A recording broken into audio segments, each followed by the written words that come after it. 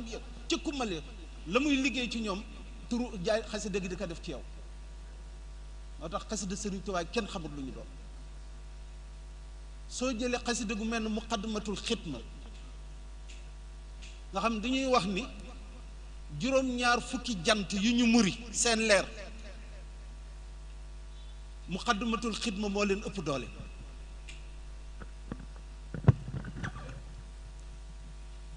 juróom-ñaar fukki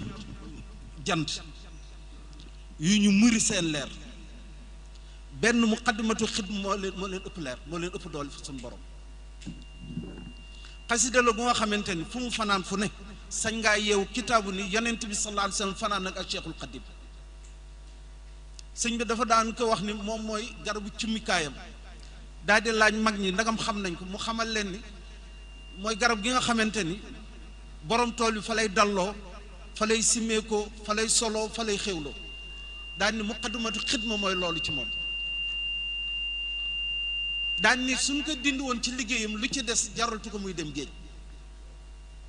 te xasida la nga xamante ne salaatu ala nabi boo ci jàng suñ borom bi sàkk ci malaaka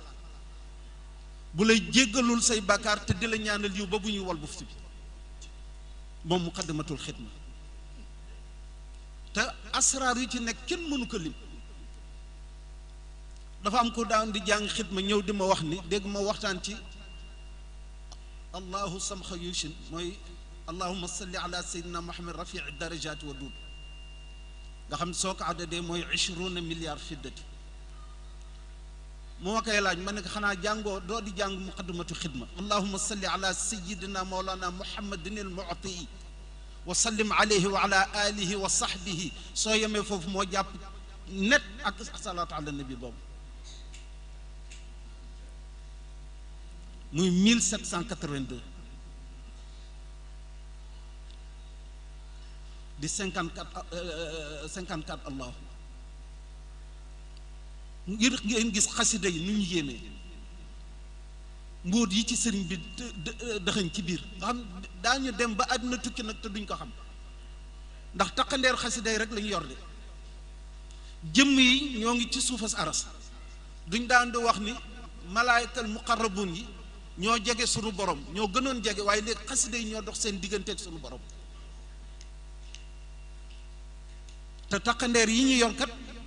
mag ñaa ngi ci ak nit ñaa ngi ciy def di dindi moo tax luñ ci jàng Sëñ Muntaxa neen luñ ci jàng doyut xoola xasida gu mel ne mawaahibu naafia